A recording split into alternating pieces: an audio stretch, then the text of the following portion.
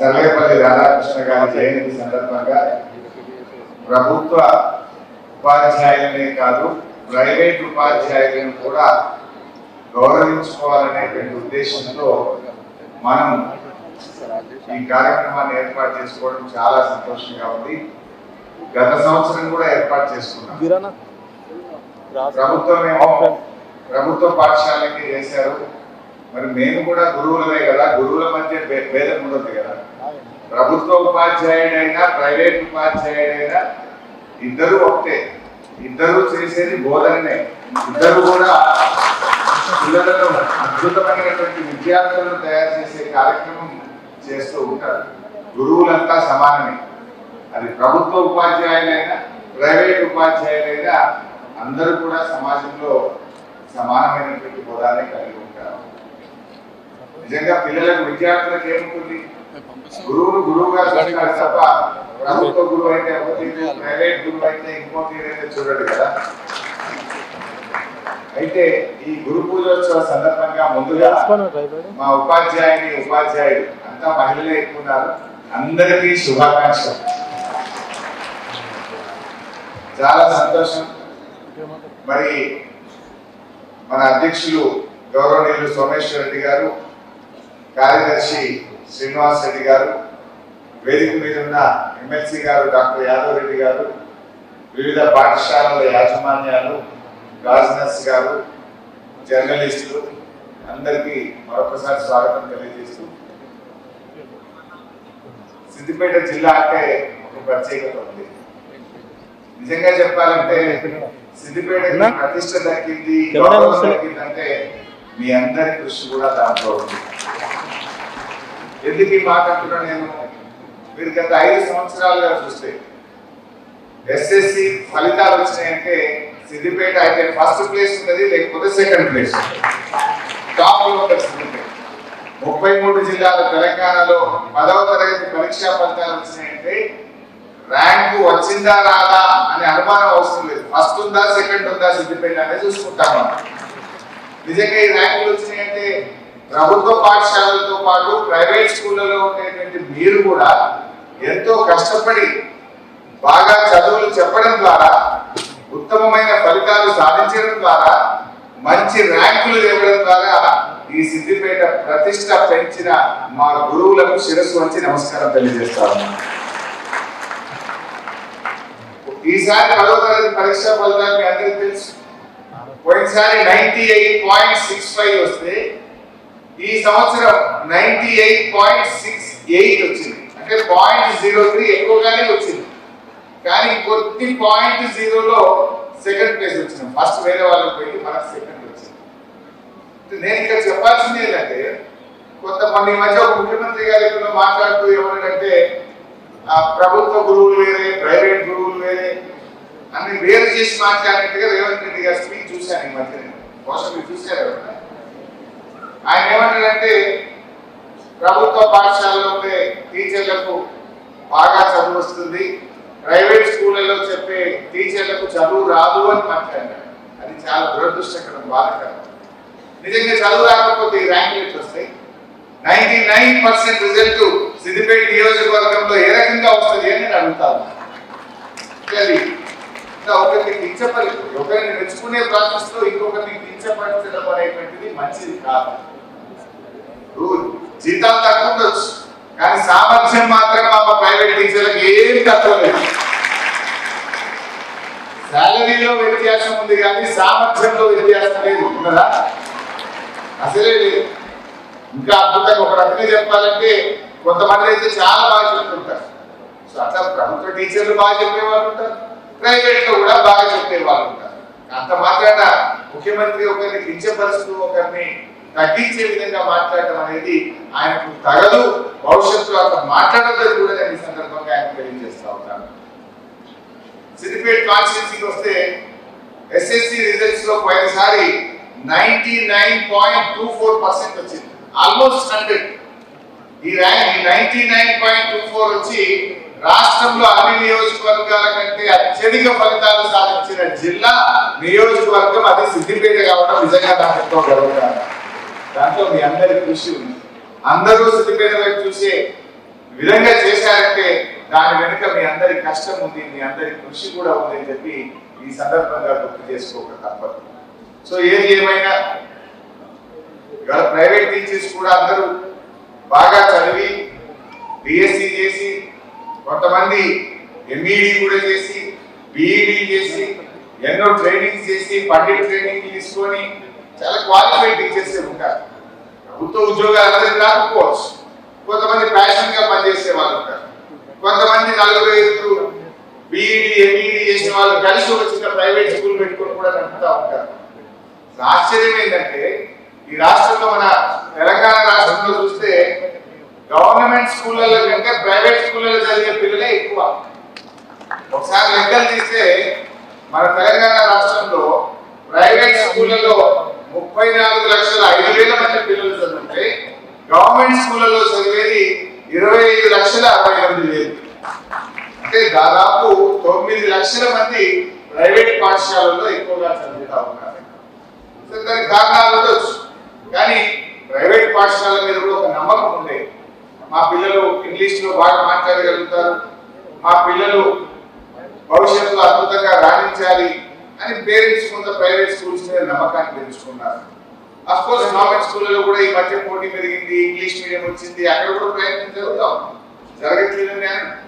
కానీ నమ్మకం, తల్లిదండ్రులు ఏమనుకుంటారంటే పాత రోజుల్లో ఆస్తులు సంపాదిస్తేనో బంగారం ఆ పాపకు పెడితేనే ఆస్తి అనుకునేవాళ్ళు. కానీ ప్రజల ఆలోచనలో మార్పు వచ్చింది. ఆస్తి అంటే పిల్లల్ని బాగా చదివించడమే, అది ఒక తరగని ఆస్తిగా వీళ్ళ తల్లిదండ్రులు సమాజం ఆలోచిస్తారు.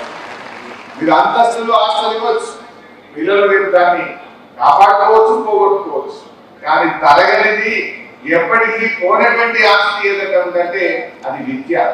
అందువల్లే తల్లిదండ్రులు కూడా పిల్లల విద్య మీద చాలా శ్రద్ధ పెడతా ఉన్నారు.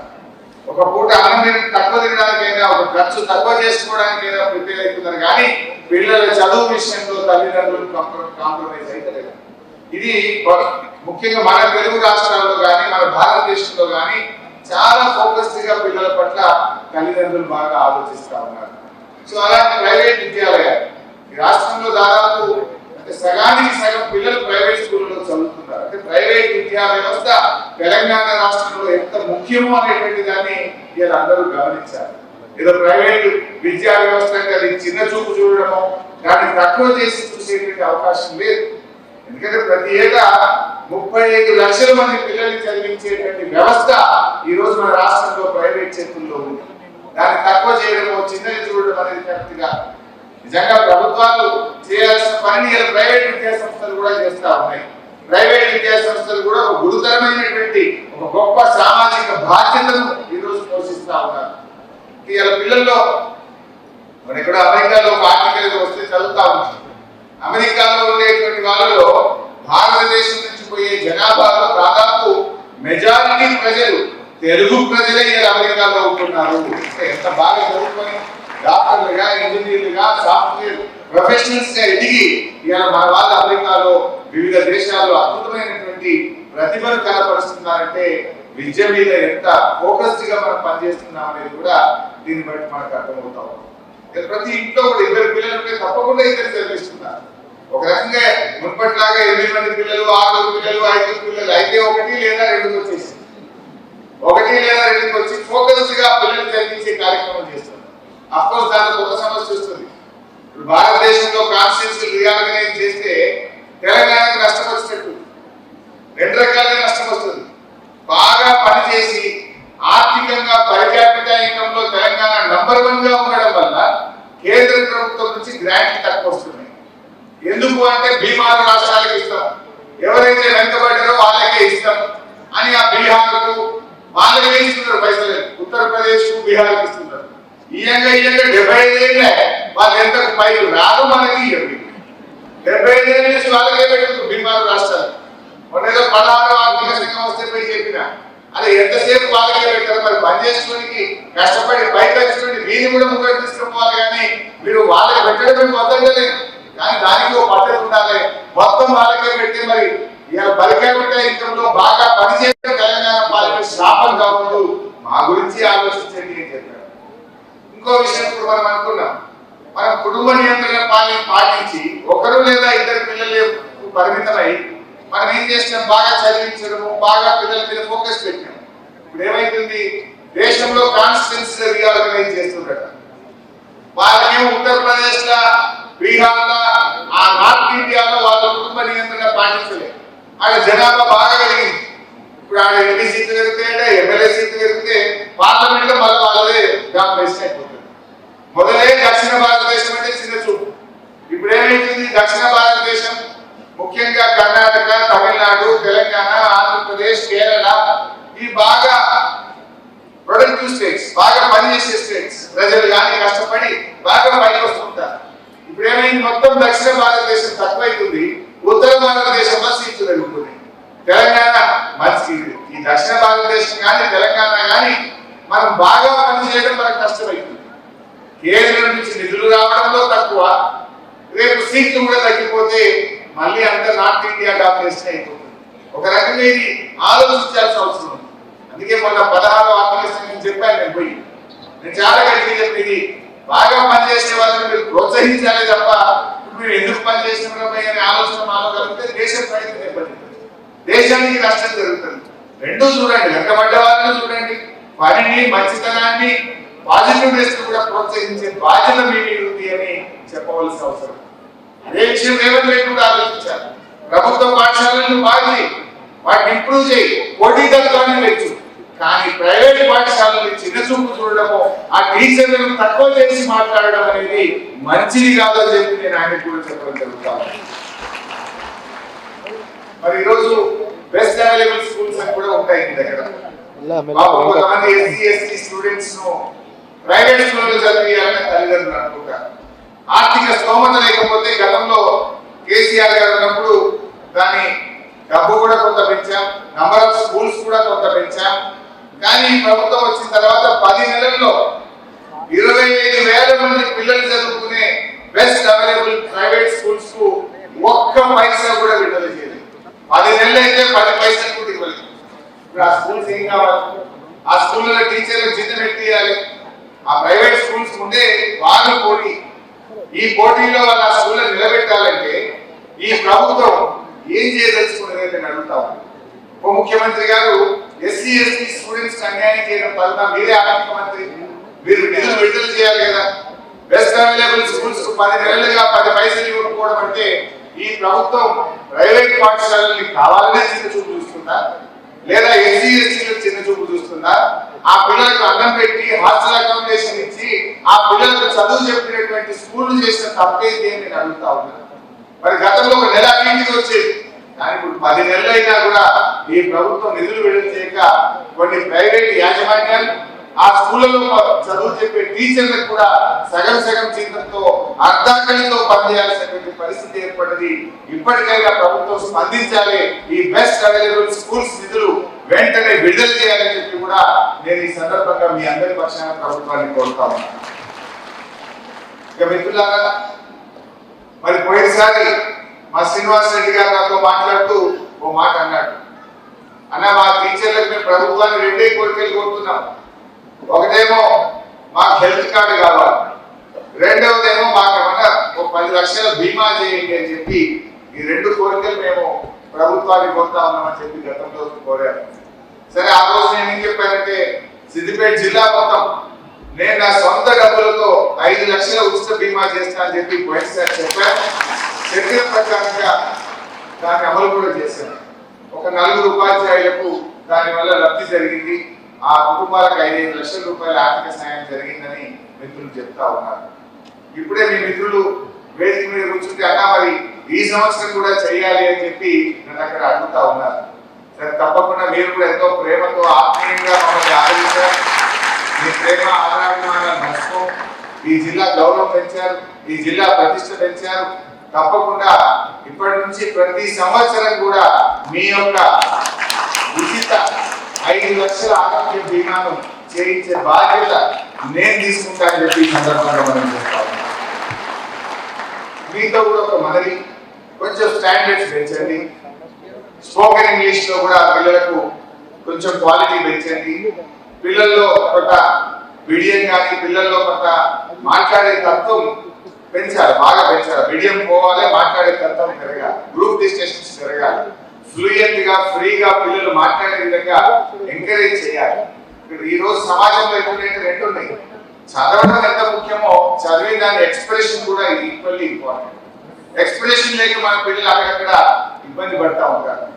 ఏమైతే ఏదైనా ఇంటర్వ్యూస్ పోయినప్పుడు, గ్రూప్ డిస్కషన్స్ పెట్టినప్పుడు, ఓరల్ టెస్ట్ జరిగినప్పుడు ఎక్స్ప్రెషన్ లేక ఇబ్బంది పడుతున్నారు. నాలెడ్జ్ ఉంది బట్ ఎక్స్ప్రెషన్ లో వెనకబడుతున్నారు మన పిల్లలు. అందువల్ల నేను మా ఉపాధ్యాయులతో కూడా కోరేది, పిల్లల్లో బాగా మాట్లాడే తత్వాలు, ప్రెజెంటేషన్ స్కిల్స్ కూడా ఇంప్రూవ్ చేయండి. పిల్లలకు క్వాలిటీ పెంచండి, స్టాండర్డ్స్ పెంచండి. అన్నిటికంటే ముఖ్యంగా నాకు ఒక చిన్న సూచన, మన ఇండియా, మన దేశం, భారతదేశం, ముఖ్యంగా మన తెలుగు రాష్ట్రాలు ఫ్యామిలీ రిలేషన్ ఎంతో స్ట్రాంగ్ ఉంటాయి. విదేశాల్లో పోతే 18 ఏళ్ళు దాటితే కొడుకు పోతూనే ఉంటాడు దగ్గరికి, మళ్ళీ వాళ్ళ తల్లిదండ్రులతో కట్, ఇక వాళ్ళ చదువు వాడే చదవాలి, వాళ్ళ ఫీజు వాడే కట్టుకోవాలి, వాళ్ళ బతుకు వాడే బతకాలి. కానీ మన దగ్గర చాలా ఒక హ్యూమన్ టచ్ కానీ, ఫ్యామిలీ రిలేషన్స్ కానీ, కుటుంబం అనేటువంటి బలమైనటువంటి బంధం ఉంది. ప్రేమ, ఆత్మీయతలు, అనురాగాలు, తల్లిదండ్రులు అంటే అపారమైనటువంటి గౌరవం, గురువులు అంటే అపారమైనటువంటి గౌరవం, ఇది మన సమాజంలో ఉంది. మొదటి నుంచి కూడా మన రక్తంలో ఉంది. దాన్ని పెంపొందించే విధంగా, కుటుంబ బంధాలు బలపడే విధంగా కూడా మనం ప్రయత్నం చేయాలి. అంటే చిన్నప్పుడు మీరు చెప్పేటువంటి మాటలు తప్పకుండా పెద్దగైన తర్వాత కూడా పిల్లల మీద దాని ప్రభావం ఉంటుంది. అంటే మన ఇంట్లో తల్లిదండ్రుని ఎంత జాగ్రత్తగా గౌరవించాలి, తల్లి నిన్ను ఎంత కష్టపడి నిన్ను పెంచుతుంది. ఆ తల్లి, కొంతమంది అయితే పాపం ఉపాధి హామీ పనికి వెళ్ళి కూడా పైసా జమ చేసి ప్రైవేట్ స్కూల్లో ఫీజులు కట్టి ఆ తల్లి చదివిస్తుంది. ఆ తల్లి విలువ పిల్లలకు అర్థం కావాలంటే గురువులుగా మీరు చెప్పవలసినటువంటి బాధ్యత. ఆ తల్లిని పెద్దయిన తర్వాత గౌరవించాలి, ఆ తల్లిని నువ్వు ప్రేమించాలి, ఆ తల్లి యొక్క గొప్పతనాన్ని నువ్వు గుర్తుపెట్టుకోవాలనే విధంగా తల్లిదండ్రుల యొక్క విలువలను పెంపొందించే విధంగా, అక్కా చెల్లెళ్ళు, అన్నా తమ్ముళ్ళు, ఇద్దరు చెల్లెళ్ళ మధ్య ఉండే అనుబంధాన్ని, ప్రేమలను మనం పెంపొందించే విధంగా, కుటుంబ బాంధవ్యాలను పెంచే విధంగా కూడా మనం ప్రయత్నం చేయాలి. పిల్లలు చదువుకొని అమెరికా పోవచ్చు, కానీ అమెరికా పోయినా నీ నేలను మరవకు, నీకు జన్మనిచ్చిన తల్లిదండ్రులను మరవకు, నీకు విద్య చెప్పిన గురువులను మరవకు అనే విధంగా మన విద్యా బోధన కూడా ఉండాలి. సో ఆ రకమైనటువంటి కూడా తప్పకుండా పాఠ్యాంశాలే కాకుండా మన రాష్ట్రం, మన దేశం, మన కుటుంబం అనేటువంటి అంశాలను కూడా పిల్లల్లో కొంత డిస్కషన్ పెట్టి దాన్ని కూడా ప్రయత్నం చేయండి. స్టాండర్డ్స్ కూడా పెంచడానికి మీ శాయశక్తిగా కృషి చేయండి. మన రాష్ట్రం యొక్క గౌరవాన్ని, మన సిద్దిపేట యొక్క ప్రతిష్టను మరింత పెంచే విధంగా మీరు కృషి చేయండి. తప్పకుండా భవిష్యత్తులో కూడా మీ అందరికీ ఎల్లవెల్లగా నా సహాయ సహకారాలు ఉంటాయి. కరోనా వచ్చినప్పుడు కూడా ఈ ప్రైవేట్ స్కూల్ టీచర్స్ కూడా కాపాడుకోవడానికి కూడా ఆ రోజుల్లో ఆరోగ్య శాఖ మంత్రిగా నేను చేయాల్సిన కృషి, నా వృద్ధాపక్తిగా నా చేతనైనంత సహాయం కూడా పెట్టకుండా తెలుసు. బట్ మీరందరూ కూడా ఇవాళ ఈ సమాజంలో చాలా గురుతరమైన బాధ్యత, చాలా ముఖ్యమైనటువంటి బాధ్యత మీది. మీరు వ్యక్తులు కాదు, శక్తులు. ఎందుకంటే ఒక్కొక్కరు కొన్ని వేల మంది పిల్లలను బాగుపడాలన్న పౌరులను తయారు చేసేటువంటి శక్తి సంపాదన. ఎందుకంటే మీరు బాగుంటే ఆ పిల్లలు బాగుంటారు, ఆ పిల్లల భవిష్యత్తు బాగుంటుంది, ఈ రాష్ట్ర భవిష్యత్తు బాగుంటుంది. సో ఆ రకంగా ముందుకు పోదాం. ఐ నో యువర్ ప్రాబ్లమ్స్, చాలా కష్టాలు ఉంటాయి. ప్రైవేట్ స్కూల్స్ లో చెప్పే టీచర్లకు మీరు కూడా, ముఖ్యంగా లేడీస్ ఎక్కువ ఉన్నారు. మీరేంటి, మీ కుటుంబానికి ఎంతో కొంత ఆర్థిక చేయూత రావాలి, మీ కుటుంబం కొంత ఎదగాలి అని మీరు ఇంట్లో పని అంతా చూసుకుంటూ, పిల్లల్ని చూసుకుంటూ, స్కూల్కి వచ్చి మళ్ళీ సంసార బాధ్యతల్ని మోస్తూ ఎంతో కష్టపడి చేస్తున్నారు. Not that easy. ఉదయాన్నే 8 గంటలకు స్కూల్ పోవాలంటే పిల్లల్ని రెడీ చేసి వాళ్ళని పంపించి, ఇప్పుడు నిన్న బస్సులలో సీట్లు దొరకక నానా పాటలు పడి స్కూల్కి చేరి చదువు చెప్పి ఎన్ని బాధలు పడాలో అని పడుతుంటారు. But still we're playing a bigger role. అటు సమాజ బాధ్యతను, ఇటు కుటుంబ బాధ్యతను కూడా పోషిస్తూ చాలా కృషి చేస్తున్నారు. మీరు చదివిన చదువు వృధా కావద్దు. మీరు ఎంతో కష్టపడి చదువుకున్న దానికి ఇంట్లో ఉండడం ఎందుకు, 4 పాఠాలు చెప్పుదాం, నలుగురికి విద్యాదానం చేద్దాం, కుటుంబానికి కొంత ఆర్థికంగా చేయుతని అందిద్దాం, నా కాళ్ళ మీద నేను నిలబడతా అనేటువంటి వ్యక్తిత్వంతో మీరందరూ కూడా ఈ ప్రైవేట్ పాఠశాలలో ఉపాధ్యాయులుగా పనిచేస్తా ఉన్నారు. So I congratulate. తప్పకుండా ఇంకా భగవంతుడికి మంచి భవిష్యత్తుని ఇవ్వాలి, మంచి కలగాలని చెప్పి, మీ అందరికీ మంచి జరగాలని, మంచి కలగాలని మనస్ఫూర్తిగా భగవంతుని ప్రార్థిస్తూ I wish you all the best.